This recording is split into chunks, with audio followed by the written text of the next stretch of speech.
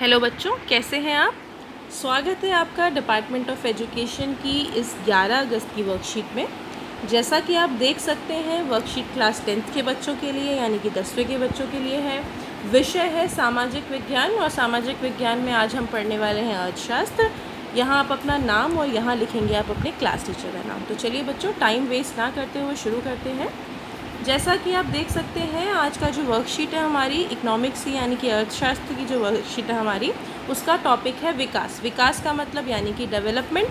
विकास बहुत ही ज़्यादा इम्पॉर्टेंट है, आप सभी को पता है। अगर आप बिल्कुल जैसे हैं वैसे ही रहें, आप फर्स्ट क्लास से सेकंड में जाते हैं तो आपकी डेवलपमेंट होती है, सेकंड से थर्ड में जाते हैं तो भी आप डेवलप होते हैं।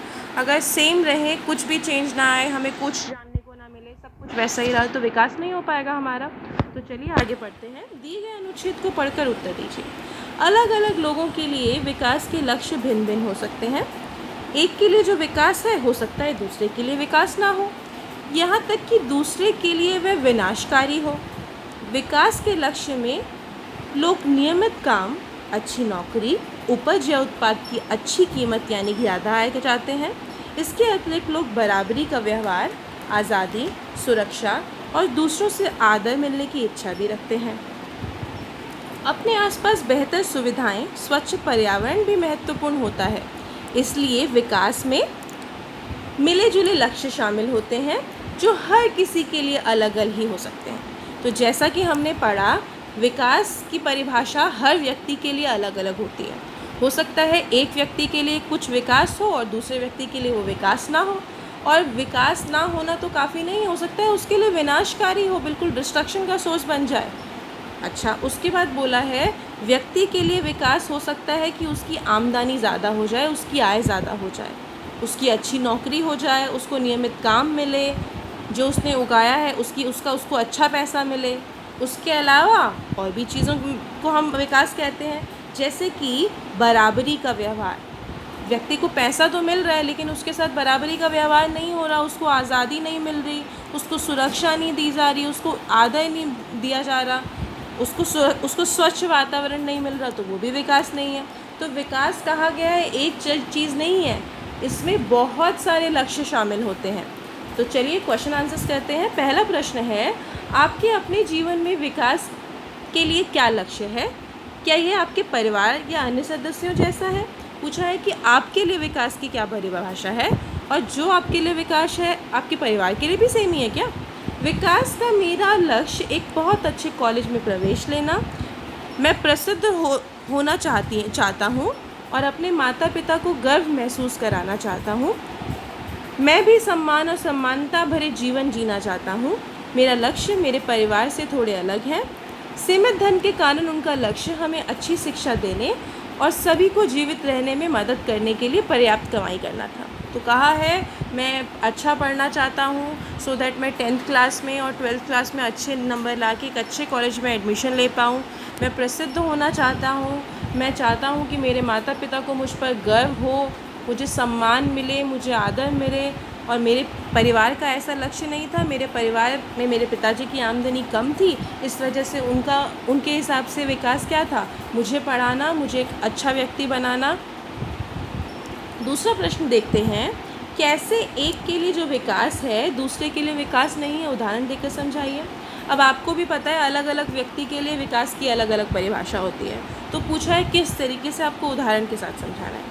अलग अलग लोगों के पास विकास का अलग अलग अर्थ होता है।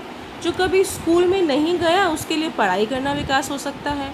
एक बच्चे के लिए जो पहले से ही स्कूल जा रहा है उसके लिए वो विकास नहीं हो सकता, लेकिन अगर भारत से बाहर जाकर वो पढ़ाई करे, विदेश में पढ़ाई करे या विदेश में उसकी नौकरी लग जाए तो हो सकता है उसके लिए वो विकास हो। तो सिंपल सी बात कह रखी है। मान लीजिए एक बच्चा है, गरीब है, बहुत ज़्यादा भीख मांग रहा है सड़क में, उसने स्कूल देखा ही नहीं, लेकिन अगर उसको पढ़ने का मौका मिले तो वो पढ़ना उसके लिए विकास होगा। इसी तरीके से आपके लिए, आप तो ऑलरेडी स्कूल जा रहे हैं, आप पहले से ही स्कूल में, आपके लिए स्कूल में दाखिला लेना, पढ़ाई करना आपके लिए विकास नहीं है। लेकिन अगर आपको बाहर के विदेश में भेज दिया जाए पढ़ाई करने के लिए और वहाँ आपकी नौकरी लग जाए तो वो हो सकता है आपके लिए विकास हो। अगला प्रश्न पूछा गया है, पैसे या आमदनी के अलावा क्या क्या हमारे लिए महत्वपूर्ण हो सकता है? तो बताइए, पैसे के अलावा क्या क्या इम्पोर्टेंट हो सकता है? परिवार, सम्मान, ईमानदारी, स्वतंत्रता, सुरक्षा, देखभाल, ये सब हमारे लिए ज़रूरी है। विकास में बदलाव शामिल होता है जो हमेशा बेहतरी की ओर इशारा करता है। कैसे? विकास की प्रक्रिया में परिवर्तन अनिवार्य बोला है। विकास में भाई चेंज तो आएगा ही। जैसा मैंने बताया कि अगर आप क्या कर रहे हैं, आप उसी क्लास में आप सीख तो रहे हैं, लेकिन आप उसी क्लास में, विकास तो नहीं होगा ना उस चीज़ में, क्योंकि अगर सब कुछ एक जैसा रहेगा तो कोई विकास ही नहीं हो सकता। केवल परिवर्तन और निरंतर विकास के माध्यम से ही व्यक्ति विकसित अथवा बेहतर हो सकता है। परिवर्तन से ही व्यक्ति विकसित हो सकता है। अब जैसे आप सिंपल सी बात सीखिए कि बच्चा है, अब छोटा सा बच्चा है, छोटे से बच्चे ने चलना सीखा। पहले तो वो बैठ के रेंग के चलता था। अब रेंग के चलने के बाद वो क्या करता है, उसने खड़ा होना सीखा, उसने चलना सीखा, उसने भागना सीखा। तो अब क्या है, अगर वो बैठा ही रहता, वो रेंग के ही चलता, तो उसके लिए विकास नहीं है ना। बच्चे में बदलाव आया, वो बेहतरी के लिए आगे बढ़ा, तो उसके लिए विकास वो है। आप सिंपल सी बात लगाइए, आपको पढ़ना आया, आपने अच्छी पढ़ाई करी, आपके नंबर अच्छे आए, तो वो आपके लिए विकास है। बट अगर आप सेम ही रहते तो विकास होता नहीं हो पाता। तो चलिए बच्चों, आज की जो हमारी पहली वर्कशीट थी सोशल साइंस की, वो कंप्लीट हो गई है। आप चाहें तो पॉज करके ये आंसर्स नोट डाउन कर सकते हैं, और अगर आप खुद से लिखना चाहते हैं तो आप आंसर खुद से भी लिख सकते हैं। हम दूसरी वर्कशीट स्टार्ट करते हैं। आज की दूसरी वर्कशीट बच्चों आपकी है इंग्लिश की। यहाँ आप अपना नाम और यहाँ अपने क्लास टीचर का नाम लिखेंगे।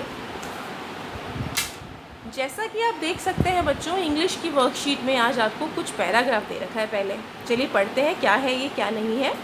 On 6 August 1945, an estimated 1,46,000 people were killed in Hiroshima bomb blast. बोला है 6 अगस्त 1945 को क्या हुआ बच्चे, हिरोशिमा में बम ब्लास्ट हुआ, जिसमें 1,46,000 लोग मर गए। अब एक और बम ब्लास्ट हुआ जो कि हुआ 9 अगस्त 1945 को, और 9 अगस्त 1945 में क्या हुआ, 39,000 लोग अफेक्ट हुए और 80,000 लोगों की मृत्यु हुई। और जो ये बम ब्लास्ट था वो कहाँ हुआ, नागासाकी, जो कि जापान में है, वहाँ हुआ। कहा जाता है कि वहाँ पे डिस्ट्रक्शन इतना था कि 90% पॉपुलेशन, 100% मतलब टोटल पॉपुलेशन, 10% लोग ही बचे थे वहाँ पे, 90% पॉपुलेशन वहाँ पे ख़त्म हो गई थी। किस वजह से, बम ब्लास्ट हुआ, मर गए लोग। Since then this day is observed as Hiroshima day all over the world. और उस समय के बाद उस दिन को हिरोशिमा डे के रूप में पूरे संसार में मनाया जाने लगा। War caused a lot of destruction and may even cause the world to end if we do not stop destructive activities. कहा जा रहा है अगर हम ये जो लड़ाई झगड़ा है, ये डिस्ट्रक्टिव एक्टिविटीज़ है, इसको ख़त्म ना करें, इसको रोके ना, तो इस तरीके से तो हमारा वर्ल्ड ही ख़त्म हो जाएगा, डिस्ट्रक्शन इतना ज़्यादा हो जाएगा। A similar idea is reflected in the poem Fire and Ice by Robert Frost. It shows a deep concern. एक इसी तरह की पोएम है फायर एंड आइस, जो रॉबर्ट फ्रॉस्ट ने लिखी है, और वो भी बहुत अपना डीप कंसर्न दिखा रहे हैं। While you read the poem given below, notice how the poet uses words like end, fire, perish, hate. All these words suggest destruction and end. बोला है जब आप पोएम पढ़ेंगे तो कुछ वर्ड आए हैं, जैसे कि एंड मतलब ख़त्म होना, फायर मतलब आग, पैरिश का मतलब नाश होना, हेट का मतलब क्या होता है, बिल्कुल सही, हेट का मतलब होता है नफ़रत करना। सो ये जो सारे के सारे वर्ड्स हैं वो क्या दिखाते हैं, वो डिस्ट्रक्शन दिखाते हैं। डिस्ट्रक्शन मतलब नेगेटिव वर्ड्स हैं एक तरीके से। Also note how the poet uses some words repeatedly, for example some से। अब इसमें क्या है, पोइट कुछ वर्ड्स को बार बार यूज़ कर रहा है, जैसे कि है सम से। यहाँ भी देखिए पहली लाइन में भी सम से है, दूसरी लाइन में भी सम से है। अब सम से का मतलब क्या होता है, सम मतलब कुछ, से मतलब लोग, तो कुछ लोग कहते हैं। जो ये वर्ड है वो 2 लाइनों में आ रखा है, बार बार रिपीट हो रहा है। उसके अलावा तो कि वो musical effect, the poet uses rhyming words. Poet ने क्या किया है, राइमिंग वर्ड्स यूज़ किए हैं ताकि जो आपकी पोएम है उसमें सुर आ पाए, थोड़ा सा ताल आ पाए और वो राइमिंग लग पाए। Few sounds have also been repeated, कुछ साउंड्स भी रिपीट हुई हैं, जैसे कि फेवर एंड फायर। अब आप सोच रहे होंगे फेवर और फायर में साउंड कैसे सेम है भाई, अरे फेवर का फ एंड फायर का भी फ, तो जो पहला वर्ड है वो साउंड तो सेम ही आ रही है ना, तो इसको बोलते हैं रिपीटेटेड साउंड। अब हमारे पास एक और वर्ड आया है, दैट इज़ राइमिंग वर्ड्स। अब राइमिंग वर्ड्स क्या होते हैं, आप ऑलरेडी क्लास 10th में, आपने 9th में भी पढ़ा होगा राइमिंग वर्ड्स का। चलिए ठीक है, बताती हूँ मैं आपको। Fire, desire. अब इसमें देखिए आयर सेम आ रहा है ना, तो ये है आपका same rhyming word. Eyes twice, ये भी आपका सेम जो क्या कहते हैं इसको, राइमिंग वर्ड। हाँ, ये भी सेम राइमिंग वर्ड है। अब इसके अलावा और भी देख सकते हैं, आइस एंड सफाइस, ये भी राइमिंग वर्ड है। तो राइमिंग वर्ड का मतलब क्या होता है, वो वर्ड जिसके अंत में सेम साउंड आता है। तो जो पोइट है, पोइट ने क्या किया है, पोइट ने राइमिंग वर्ड्स यूज़ करे हैं, रिपीटेड साउंड्स यूज़ करे हैं, रिपीटेड साउंड्स यूज़ कर रखे हैं पोइट ने। अब इसी को हम आगे पढ़ने वाले हैं, हम कुछ अलंकारों के बारे में भी पढ़ेंगे, ठीक है। जो पोएटिक डिवाइस जिसको हम कहते हैं, हम उसके बारे में भी बात करेंगे। उसमें जो आपके रिपीटेड वर्ड्स हैं और जो रिपीटिव आपकी वर्ड्स के अलावा हमने साउंड पढ़ा है, उसके बारे में भी बात होगी। चलिए शुरू करते हैं। Fire and ice by Robert Frost. Fire and ice poem का नाम है। रॉबर्ट फॉस्ट क्या है, इसके पोइट है। Some say the world will end in fire, some say in ice. कुछ कहते हैं कि जो वर्ल्ड है उसका नाश होगा फायर से, कुछ कहते हैं आइस यानी कि बर्फ़ से। From what I have tested of desire I hold with those who favour fire. कह रहा है जितना मुझे पता है। कौन कह रहा है, आई कौन है यहाँ पे, आई पोइट है और पोइट है रॉबर्ट फॉस्ट। तो रॉबर्ट फॉस्ट कह रहा है जितना मुझे पता है भाई, मैं तो उनके साथ रहूँगा जो कहते हैं कि फायर से ख़त्म होगा। But if it had to perish twice, अगर इसका नाश 2 बार ही होना हो, I think I know enough of hate to so that for destruction ice. वो कह रहा है मुझे पता है इतनी हेट तो हमारे आसपास है कि आइस से भी ख़त्म हो जाएगा। तो कह रहा है ice is also great and would also suffice. वो कह रहा है कि आइस भी बिल्कुल ठीक है और वो भी खात्मा कर देगी। नीचे लिखा है read the poem twice before you answer the questions that given below. बोला है 2 बारी पढ़नी है। अब एक बारी तो आपने मेरे साथ पढ़ लिया, दूसरी बारी आप खुद से पढ़िए। तो इस पोएम में क्या है, पोएट कहना चाह रहा है कि जो अर्थ है उसका नाश हो सकता है, नाश होगा ना। जैसे हमने हिरोशिमा नागासाकी का पढ़ा कि 90% पॉपुलेशन ख़त्म हो गई थी जापान के अंदर उस टाइम पे। तो सेम उसी टाइप की एक पोएम लिखी है रॉबर्ट फॉस्ट ने, जिसे वो कह रहा है कि कुछ लोग कहते हैं कि जो अर्थ है वो ख़त्म होगा फायर से और कुछ कहते हैं आइस से। और वो कहता है जितना मुझे पता है तो मैं उनके साथ हूँ भाई जो कहते हैं कि फायर से ख़त्म होगा। लेकिन एक बारी में ख़त्म होना मुश्किल है, 2 बारी में ख़त्म होगा तो आइस भी काम कर सकती है, ठीक है। तो वही चीज़ लिखी है। तो चलिए क्वेश्चन आंसर्स करते हैं, देखते हैं क्या क्वेश्चन आंसर्स हैं। Read the question given below and answer the question that follows. Name the poet and poem. अभी हमने ऊपर पढ़ा, 2 लाइनें ऊपर वाली लिखी थी। Name of the poem is fire and ice and the name of poet is Robert Frost, बिल्कुल सही। आगे बोला गया है pick out 2 pair of rhyming words from the poem. यह भी हमने किया, आप खुद से कर सकते हैं बिना मेरी हेल्प के। फायर, डिज़ायर, पेयर बोला है। पेयर का मतलब क्या होता है, पेयर में हमेशा 2 आते हैं, तो आपको 4 बताने हैं टोटल। फायर एंड डिज़ायर एक हो गया, ट्वाइस और आइस दूसरा हो गया। तो ये है आपका 1 एंड ये वाले हो गए आपके 2। Fire, desire, twice, ice. Some in the line refers to, some किसके लिए रेफ़र किया हुआ है, सम क्या है, सम ह्यूमन बीइंग के लिए है। Fire in the title means, fire का मतलब लव तो है ही नहीं ना, सारे के सारे नेगेटिव वर्ड्स हैं। तो फायर का मतलब है hatred. Who is I in the line for, हमने पढ़ा था आई कौन है, आइस पोएट एंड पोएट का नाम क्या है, Robert Frost. In favour fire the poetic device used. अब पूछा है फेवर फायर। अब मैंने आपको बताया था जब सेम साउंड आएगा तो उसको बोलेंगे हम एलिट्रेशन। साउंड सेम आ रहा है, रिपीटिशन ऑफ साउंड्स का मतलब एक तरीके से एलिट्रेशन होता है। The word parish means, parish का मतलब ख़त्म होना एक तरीके से। सो जो पैरिश का मतलब है, पैरिश का मतलब है टू डाई, टू एंड और टू डिस्ट्रॉयड। फिर नेक्स्ट क्वेश्चन है सफाइस का मीनिंग क्या है, what does suffice means. So suffice means to be enough for somebody और समथिंग। नेक्स्ट क्वेश्चन है बच्चों, in brief write the main idea express by the poet. Main idea बताइए, क्या main idea है जो पोएट एक्सप्रेस करना चाह रहा है। तो जो main idea of this poem is that regardless of how it happens, humanity is going to be destroyed itself by through its own. वो कहता है कैसे भी हो उससे फ़र्क नहीं पड़ता, जो ह्यूमैनिटी है वो ख़त्म हो जाएगी अपने आप ही। Moreover this destruction is so inevitable, if we do not change anything then it is of no use to even get upset about it. वो कहता है इनएविटेबल है, इसका कुछ नहीं किया जा सकता, ये चेंज तो होगी ही होगी, और अगर हम इसको चेंज नहीं कर सकते तो हमें अपसेट होने का भी कोई हक नहीं है। बेकार चीज़ है ना, जब जिस चीज़ में आप कुछ कर नहीं सकते उसमें अपसेट क्यों होना। अगला क्वेश्चन पढ़ते हैं बच्चों। What is the message of this poem? बोला है इस पोएम के द्वारा जो पोइट है वो मैसेज क्या देना चाह रहा है? तो poem fire and ice by Robert Frost is a metaphor of human feelings and desires and hatreds. Metaphor का मतलब होता है बच्चों कंपेयर करना, एक तरीके से।